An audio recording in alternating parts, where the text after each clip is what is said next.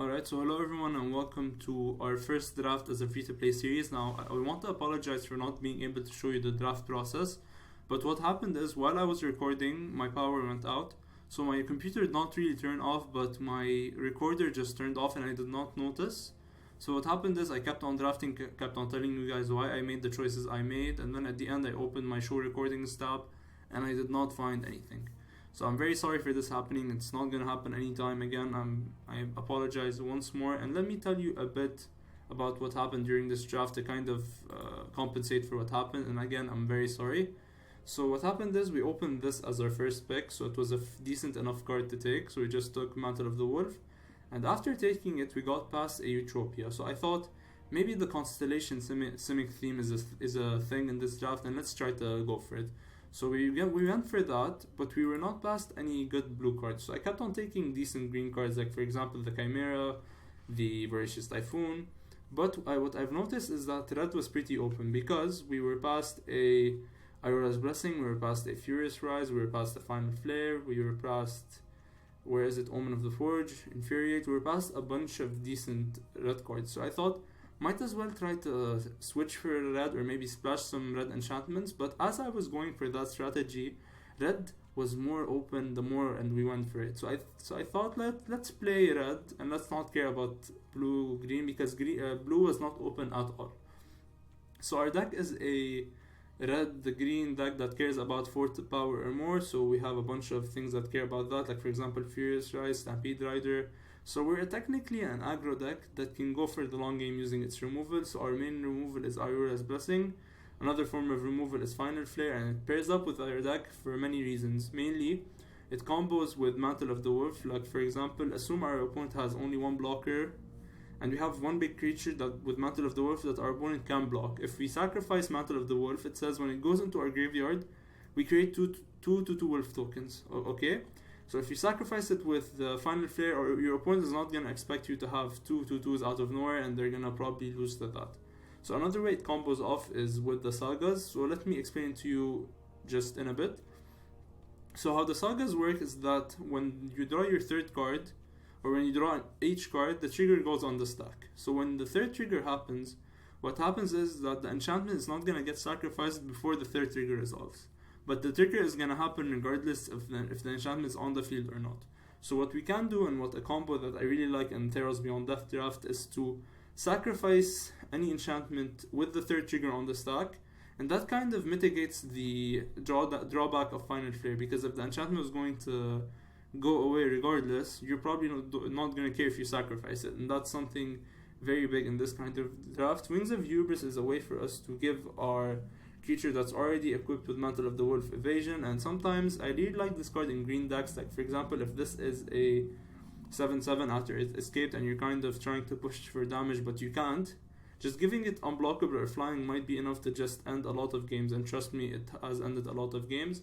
So as I've said previously, we can use the blessings for removal, we can use the Warbarrier Blessing as removal, and Citizen Training is a way for us to give any of our big creatures trample. So that's pretty much it for the deck. I apologize for not being able to show you the draft once more. We're probably going to be able to draft by this time next Wednesday with our dailies and and the other things we were going to do to farm gold. So I promise you I'm going to give you a draft very soon. If you want another draft, I can draft on my main account. So just mention it to me in the comments and I'll do that. And one more thing I want to mention to you I did in the draft is, in the packs that had nothing for our deck, nothing good, I took some playable cards, like for example Staggering Insight, because you can play this in a Azorius Tempo kind of deck, and I thought might as well just try to branch out and play multiple decks. So let's take something that might be playable instead of taking something that's bad. Another thing I want to mention is that I took a lot of cards that are bad, but I'm trying to complete a playset of. Now why would I do that? Because there's something in Arena called the Vote. So the Vote is something that rewards you, or not rewards you, it's something that kind of, so briefly explained, the Vault is something where Arena kind of mitigates the fact that you opened a 4th or 5th uncommon. So whenever you get a 5th copy of a common or uncommon you own, instead of them giving you wild cards or just them not giving you anything, what they do is that they give you point. All of these points now go towards something called the Vault, and then when the Vault is at 100%, you unlock the Vault. It gives you 3 uncommons, 2 rare, and 1 mythic wildcards. So I'm gonna have a video later on about the vault and how you can exploit the vault to unlock a bunch of wildcards on your not free-to-play account, because that exploit is gonna be pretty hard on a free-to-play account. But let's skip all of that and let's get into the games. I'm sorry once again for not being able to show you the draft. So let's get right into this. So our opening hand is pretty bad, honestly, because we do not have anything to equip any of these two. But we might just keep, because our opponent might have a slow hand. I don't want to mulligan this and then end up with a very bad hand. If we draw a 3-drop, we can just give it trample and then cycle out. And then if we get the Chimera, we can just give it blessing on turn 4. That could be enough to just run out with the game. Now Theros is not a very fast format. Like, draft formats revolve around the speed mainly. So like, for example, you have Amonkhet that cares about aggro decks, but okay, so now we can just stall out the game a bit with Omen of the Forge. So if he plays a 2-drop, now we can just Omen of the Forge. So what I was telling you is that Theros is not really the most fast format, unlike Amonkhet, for example, that's very fast. So we're gonna get such a good trade right now, because this is very hard to deal with in draft. This is one of the best cards to look out for in draft, because it keeps on growing every single turn. So I'm glad we got to get rid of that. So we get our 5-drop, and I think if he doesn't play anything, what we might do is just sacrifice this to Scry 2 and try to dig for our 5th land drop to play this. Alternatively, what we might also consider is to Final Flare whatever he plays, but we're not going to Final Flare a 1/1 token, so I think we're just going to go for the Scry ability. And always do it in response just to like tilt your opponent. So I don't think we want the Portent of Betrayal just yet. Actually, I think it's decent enough to keep as a last resort. Sometimes you want to push damage, or you're trying to push damage. So right now we're just gonna play our land and pass. I don't think our opponent can do anything that scary on turn 4. If he plays anything that's that scary, we can just either Ayora's Blessing, or something that's cool in this shell is that War Leader says you can pay 1 red and sacrifice another creature in enchantment to give him menace. So what we can do is gain control of something. After gaining control of it and attacking with it, we can use the War Leader to just sacrifice it, and that's a way to remove one of the best creatures your opponent controls for only 4 mana, and that's pretty good. That's a very good trade in my opinion. So our opponent is attacking us for 2. He might have a pump spell, but because it paused for a bit, but apparently he does not. Opponent plays Relentless Pursuit, so I don't think graveyard synergies are that many in green white, so he probably only has the Typhoon, the thing we have, the escape card. And what he's gonna take is probably what I've mentioned before. So this lets you take a land and a creature, so he's probably gonna take, yeah, that's what I wanted to say, the creature and the forest, because he doesn't have that many green sources. And we're gonna run out the War Leader. If he doesn't do anything, we're just gonna run this down. If he taps out for this, we're just gonna attack. We're not scared of anything at 1 mana in this set. I hope he doesn't have, there's an enchantment that says equip enchant target creature. It has this can't attack or block, and for 3 mana you can, okay, so he doesn't do it. Let's hope he doesn't hit it with Siona, because Siona lets him look at the top 7 cards of his library and then take an enchantment. So us knowing about this kind of combat trick makes it way worse, because we already know what to expect, so nothing's gonna like scare us out of nowhere. So let's see what our opponent goes for. I think I'm probably gonna play next turn the Blessing and target Siona, because her just creating a 1/1 whenever you equip something is gonna get pretty annoying as the game goes on. And I don't think I want to give my opponent the board advantage, because we're trying to be aggro, we're trying to finish the game quickly. And I think I don't think there's a lot of cards that give more than +2/+2 as power toughness boosts. I think there's only one that gives +3/+3, but I'm not sure. So I think Siona is pretty much dead at this position. He might have a Flicker of Fate that would, so he has Gift of Strength. So he does it before we make our decision, which is good for us, because right now we can just target this, and if we attack right now, he's not gonna block because he obviously wants to keep his Siona. So I think we're just gonna attack, and then if he does anything funny, we'll know how to deal with that. But he's probably not gonna block. Now, what our opponent should have done, in my opinion, would have been to wait for me to target Siona with the 4 damage, and then after that happens, what he should have done is to then do it, because in that case I wouldn't have known what he's going to target, and I would have lost a card. I mean, this would have been just an enchantment, which is decent but not good enough. So remember the thing about the combo with Portent of Betrayal and then taking this, so we can do it right now. So we're gonna try to go for that. One card we're playing against around is Karametra's Blessing, which says target creature gets +2/+2 and it gains hexproof if it's enchanted, and this is indeed an enchanted creature. So we're gonna try to go for that, and if it works, it works. If it doesn't, well, we just have the Final Flare to go with next turn. So let's play our Portent of Betrayal targeting Arceona, which the card that is gonna become Arceona. She's not Arceona yet. So opponent does not have it, and yes, we will keep a Typhoon on top. So we're just gonna attack. So attack. And I think we're in a pretty favored position at this stage. So opponent probably does not know what we can do with Siona and just kill it, and I feel bad for him, but he's gonna learn his combo the hard way. So we're just gonna attack. Opponent's probably gonna block the 5/6 because he does not want to take that kind of damage. He does. Okay, he does block it. I thought like maybe he wouldn't.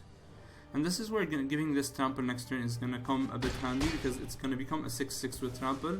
That's way better than just a 5/6.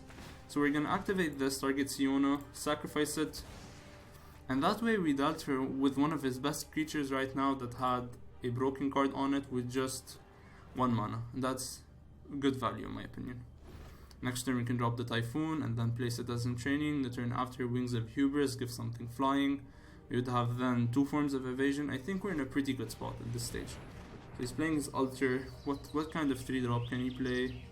Is he not playing anything? He's probably setting up the Scry next turn, and that's not that bad of a play.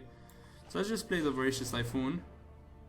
And since he did not play anything, Trample is not going to do that much, so I much rather play the Wings. And then just wait. I mean, we're not in a hurry, we're winning with damage. So we can take our time, kind of chill, then just keep on attacking and doing our thing.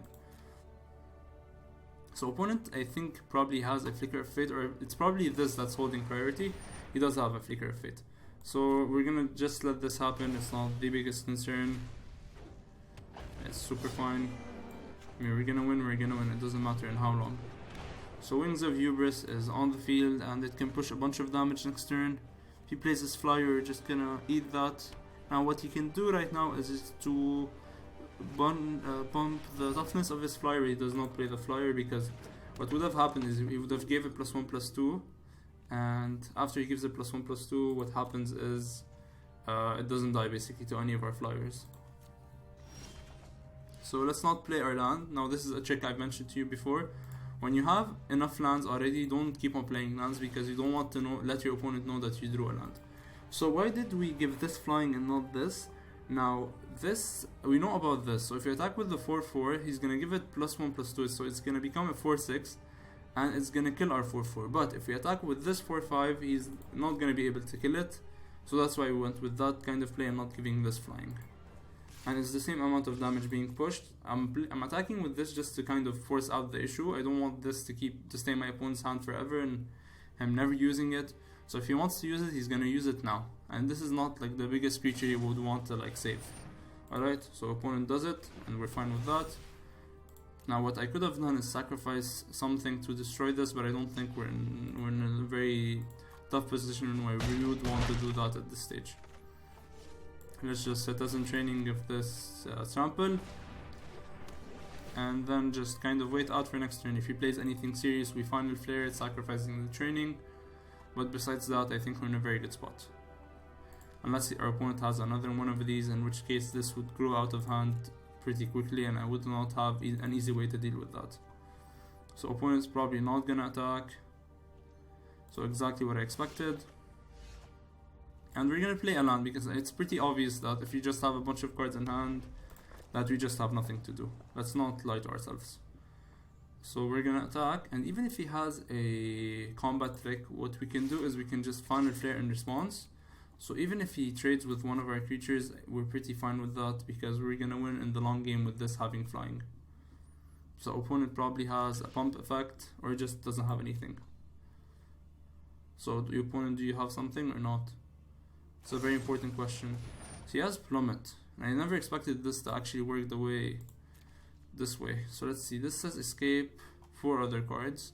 So I think what's gonna happen, since this is gonna die regardless, we're gonna sacrifice it with 2 Final Flare.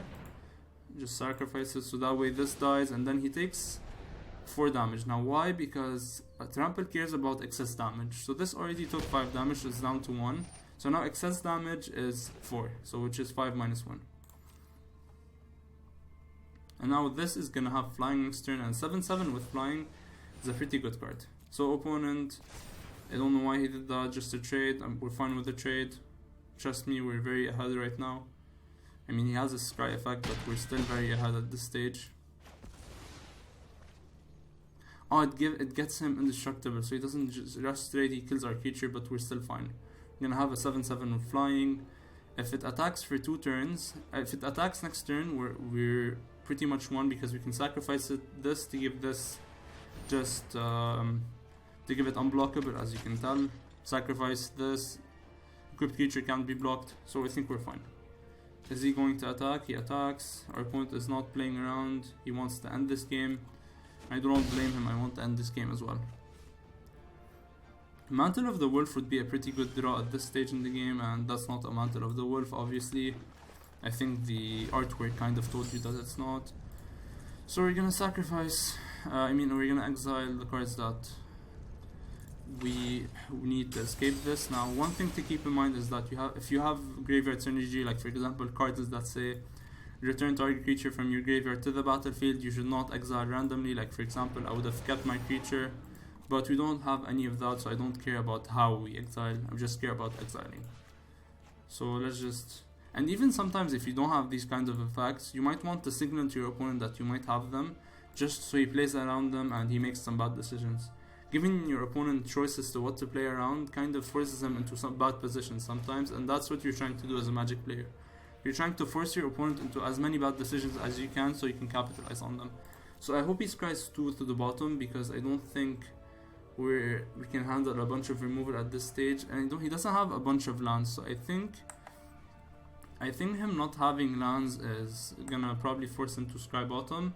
He scried 1 top, so I'm pretty afraid of that, to be fair. I'm very afraid of what he might scry off to the top, especially if it's the enchantment that says equipped creature can't attack or block. That's super fine with us. That's super fine.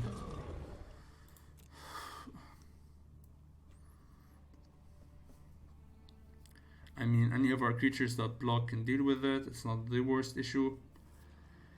We're not in the best kind of spot, but we're better off. Can I please stop drawing lands? I mean, this is not funny. So we're not gonna attack because our opponent has lethal, which is exactly 11. So we're just gonna wait this out, try to draw a creature. Our opponent probably is not gonna attack, because he's not in a position that kind of encourages him to attack. And at any point where he top decks removal, or the game is just simply over. I hope he does not top deck removal. We got pretty unlucky by drawing 9 lands. That's very sad for us. You gotta do what you gotta do. So opponent does not attack, doesn't play anything. He probably drew a land, and he's using what I told you about. Alright, so drawing a creature off the top is so good. So some people would have played conservatively here by thinking that if your opponent again top decks a removal spell, you're dead. But we're not at a stage where we want to play conservatively, because in the long game I don't think we're that favored, especially looking at our draws and how everything's happening. So next turn we simply just win by sacrificing this, giving this unblockable. After that we just swing for the game. So I think our opponent does not know that, and if he attacks with... I'm gonna block the 6/7, just because that's more damage, and he doesn't have trample. Just block here, and we only lose if our opponent has a Flicker of Fate. And even then I think we can still hold out 1 more turn. So if he doesn't have a Flicker of Fate, we're pretty fine. If he does, I mean, we did not lose, but we're not at the best position. And the game is over, because this is gonna gain flying right now. I mean unblockable, because we're gonna sacrifice the wings. And yes, and we draw a land. I think we'd have been in a pretty bad position if this happens. So let's use the ability, and this is what I told you about this card being good in this kind of deck. Good game. Honestly, our opponent lost because he did not block last turn. So good game, opponent. And let's go into game number 2. So going into game number 2 of the draft, and I think I'm probably gonna stop at maybe game number 3 or game number 4 depending how big the video is. Because I know like listening to me is pretty entertaining, but even the most entertaining people start to get boring after a while. So I think this is a pretty decent hand. We can drop this on turn 2, either removal or Omen of the Forge. So I think we're gonna keep. We have a pretty aggro curve and we can punish any slow start, but we can hold out our own against an aggressive matchup as well. So we're just gonna play our land and then just wait for next turn. One trick you can do in Arena is to hold your hand here, because what happens is your draw becomes faster. Now, if you ask me why, I honestly do not know why this happens. It just happens. So let me just give you a way to compare. So right now we're not gonna hold our land there. We're gonna just keep it as it is and see how slow the card is drawn. Did you really have to have Elspeth's Nightmare out of anything you could have on turn 3? So we're gonna drop our Chimera and hope he doesn't have anything to kill it with. And now he's gonna take either the Blessing or the Forge. I think taking the Blessing is a better choice, but our opponent probably knows what he's gonna take. And whatever he takes kind of gives us a signal. Now, why do I think taking the Blessing is better? Because it gives the Chimera +0/+2, so it kind of makes it into a 4-3, which is harder to deal with than a 4-1. You obviously know that, and yes, he does take the Blessing, meaning my opponent knows his decisions. Let's hope he plays something for only 1 toughness, or 2 or less toughness. So I'm probably not gonna attack with the Chimera, only because this is gonna exile my graveyard next turn. I don't want my escape creatures to be exiled, obviously. And I think I don't have a choice at this point, because we're just gonna have to sacrifice it. So our opponent's playing kind of a control shell, I think, or he just drew the wrong half of his deck. And I'm pretty shocked to see Rakdos control, but let's see. He probably finishes with, what was the card's name? The Enemy of Enlightenment, the thing that causes you to discard at every upkeep. Let's see. So we're pretty behind, I'm not gonna deny that, but we're trying to kind of get back into this and race for a bit. So we're fine with that. We can deal with it using just Omen of the Forge. And yes, I think we're in a pretty decent spot. So we're gonna attack and see if he kind of trades or does anything, and after we see if he trades or does anything, and we just misplayed. We should have played the mountain because we could have scryed at the end step. Don't think it's gonna matter that much, but that was a big misplay that we could have easily avoided. Always keep track of your lands. See, learn from my mistakes. I make these mistakes so you don't have to. Or just because I'm stupid, yeah. We don't know why, but I just make the mistakes. So let's see. Infuriate would be hard to deal with, but I don't think we're in a spot where we can deal with Infuriate. Is he going to sacrifice the Lampad to itself and then give this first strike? If he does, and if he forgot that he gave us the Forge, I think we're in a pretty decent position. If he's just trading, I'll take the trade any day. So it says whenever you sacrifice a permanent, this gets +2/+0. So you can do that by sacrificing this to itself and then trading, but then we would just Omen of the Forge it. So I hope he does it. Honestly, hope he does it. I'm hoping inside that he goes for it. Opponent, you know you want to. Yes, opponent. Yes, opponent. I love you, opponent. I've always loved you, and I've never loved anyone this much. Like, ever. Ever. Opponent, I love you. It has trample, so it deals the damage. This was a perfect combat step. Don't think I've had a combat step ever that good. So we're gonna scry before we draw. We should have scried at the end step, but I just misplayed, and I'm sorry about that.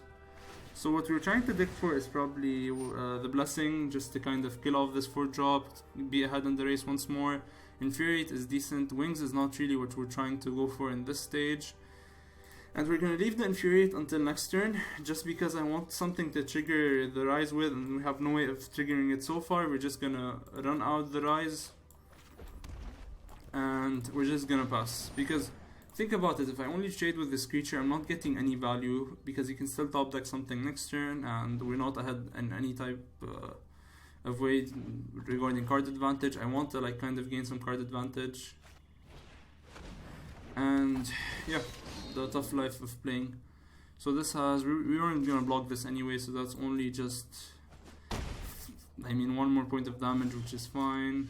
We draw this card, and I think we're in pretty good spot because this can block. And now if this already gets the pump, and now if he blocks with his 5/4, which I hope he does, we're in a pretty good spot because we infuriate, and this has trample. So infuriate is very decent when your creature has trample. So, and even we can just go for infuriate on the defensive, which is also decent. So he goes for it, let's infuriate, and we kind of clawed our way back into the game because we were pretty behind, to be honest. So let's just infuriate right here. Now this makes it so this doesn't trade, and then it makes him take 2. So that's a pretty good spot. This is gonna gain us a bunch of card advantage pretty fast. And we're not gonna block with the 4/5 because the 4/5 right now is our only way of gaining incremental card advantage. So what do you have, opponent? So you're tapping 1 red. And yeah, this is a very fine card. It's fine. I mean, this can just trade with the 1/1s, and we're not gonna block with this, so you might as well block the 1/1s. I don't think this is playable, so do not draft this card. I repeat, do not draft this card while it's in your draft. So our opponent makes 2 1/1s, which is not scary, like, at all. If he attacks with the 4/4, we're not gonna block, or we are gonna block because he showed us that he doesn't have anything. Why did he attack? I don't know. I honestly don't know why did he attack. I mean, this is not gonna do anything for you. I think he's just throwing the game away. Yeah, oops indeed, opponent, oops indeed.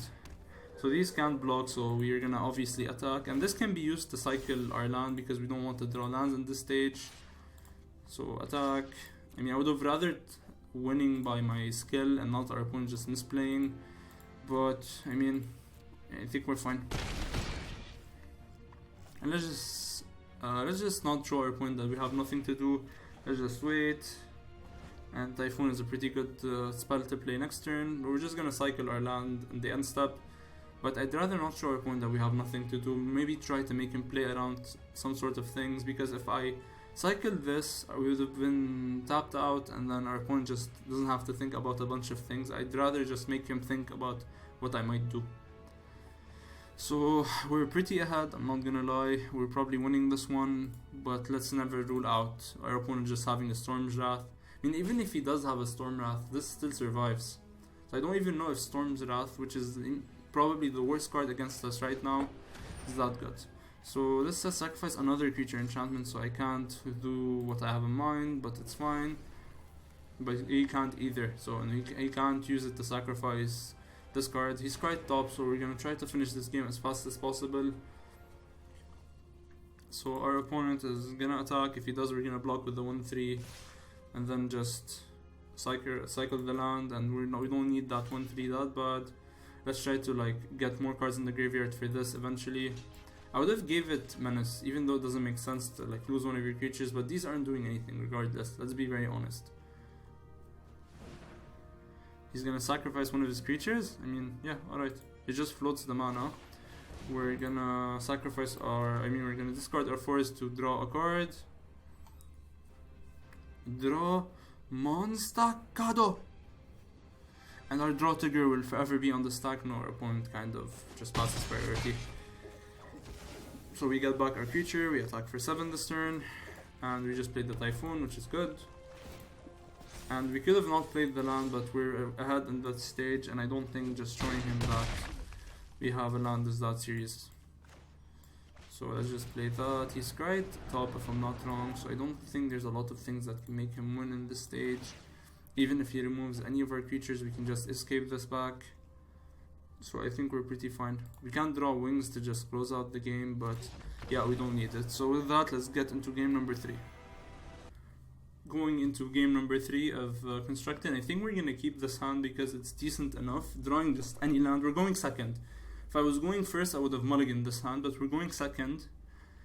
Meaning we're gonna have 2 draws to kind of dig for a land, and even worst case, if we draw just 1 land, we can Omen of the Forge to kind of, we can just sacrifice Omen of the Forge to scry and dig for more.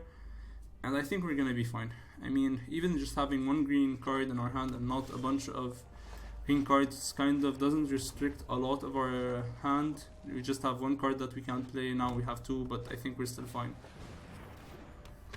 So, and we do end up drawing our land, so we're in a good spot. I'm gonna Omen of the Forge right now and kind of just kill that. I mean, alternatively, I could have played this and blocked, but I don't want to block just yet. I want to keep this in case he has any escape creature. Is he playing mono red devotion? That's a thing. If he is, we probably have Anax to worry about, but I don't think he is. It's a very hard deck to build if our opponent did build it. Our opponent stumbles on lands, and that's not really nice to see. I don't like winning that way. I like winning games. Let's have that. Everyone likes to win games, but I like winning where my play style and how I played matters. So I'm glad my opponent finally drew his land. The hero of games is very easy for us to deal with. We're just gonna Omen of the Forge and kill it. And see, this is where Omen of the Forge is really shining as a card. We're just gonna be able to kill off our opponent's creatures one by one. Just keep on dealing incremental amount of damage. So let's just do that. If we still don't draw our land after this turn, I'm probably gonna keep this and just use it to scry, because we do need to hit our land drops for this on turn 4. We want to hit this on turn 4. If we hit it now and our opponent doesn't have anything to play, we're gonna be in such a good position. It's literally a 3-turn clock on its own if it happens, because he's at 18, this is 6, and we might even bump it just a bit to like reduce the clock to maybe 2 turns. And our opponent sadly did not hit his 4th land drop, and he's considering if he wants to concede or not. Is that it? I mean, after playing a bunch of arena, you kind of see when your opponents are just salty and then they just want to concede and waste your time. So opponent, you have how many choices to make at this stage? How many 3-drops do you have in your hand to like make you think, do I play this card? What do I play around? What does Chromium have in his hand? Does he have a Mantle of the Wolf? Of course you're not gonna expect that. Just look at this art and how cool it is. I mean, I hate green cards, but I have to admit this art is super cool. Is this an enemy stand? That's the question. Like, is this a stand? What would this stand be called? Leave it down in the comments down below. What do you think this stand would be called if it wasn't JoJo? Because I'm not the most creative guy at stand names. So our opponent is just salty because he's not hitting his land drops. But opponent, if you look at my board state, I'm not hitting my land drops either. You know, I'm like at 3 lands. I know you got Omen of the Forge twice, but our draft tool was just that. And yes, the gods of magic made this happen because you deserve it. And I hope my opponent did not just like disconnect and I'm just being a bitch. If he has an Omen of the Forge on the stack, this is going to be a quite sad turn for us, because we're going to just lose the Oracle to Omen of the Forge and we're not going to get any value out of this, because this is going to fizzle. So the thing about enchantments is if they don't have a target the moment they enter, they fizzle, meaning they just go into grave. But this does not happen. So if our opponent, like for example, killed this on the stack, what would have happened is this would have never entered the battlefield, it would have gone straight to the graveyard. Because they're auras. Now other enchantments can enter, but they don't force it, they don't need to have their targets always. So he's probably gonna go for the Hero of Games. Yeah, it's the better card to go for in this kind of deck. I think he's playing like a go wide deck, but red black doesn't really the deck for going wide. He plays a land, but he's gonna meet his Warbrier's Blessing next turn. He probably has an Infuriate, and even if he does, I think this is gonna be enough to kind of just kill this and go for the attack next turn. And we're in a pretty decent position, to be honest. And decent is not really telling you how ahead we are. Right now we can just drop the Blessing, kill this, play Furious Rise, and then kind of start netting card advantage that way. It might seem like we're behind on card advantage, but it's just because our opponent can't play anything because he didn't draw his lands. So Blessing this. So just have it die. And is our opponent gonna rope us again? I mean, he's probably not. He did not disconnect last time because he did not seem like he was. See, he's doing it again. If he disconnected again, I'm sorry. The opponent for 1 mana, there's not that many choices you can make. So don't rope us for nothing. If you have your Infuriate, it does nothing. So keep it for later. Yes, exactly. And I'm usually very patient with people, but I hate when people just keep holding priority for nothing. If it's not doing anything, just pass. I'm very nice to beginners and I explain to them like their card choices, what they should do in this case, except for that case. Like in the FNM, I explain to them like what you're doing is gonna cost you a card, so if you want to go back, feel free to do so. But beginners do not hold the priority for nothing. They kind of understand that they can't do anything, so they just pass. But no, opponent wants to just keep holding priority, and I'm usually not this salty. And opponent just concedes. Thank you, opponent. Thank you for just making this way easier than it was. So with that, I think that's enough for the video, because 3 games is enough. I don't want to make this video way too long. So you got enough of me being salty. I hope you enjoyed this video. If you did, consider subscribing.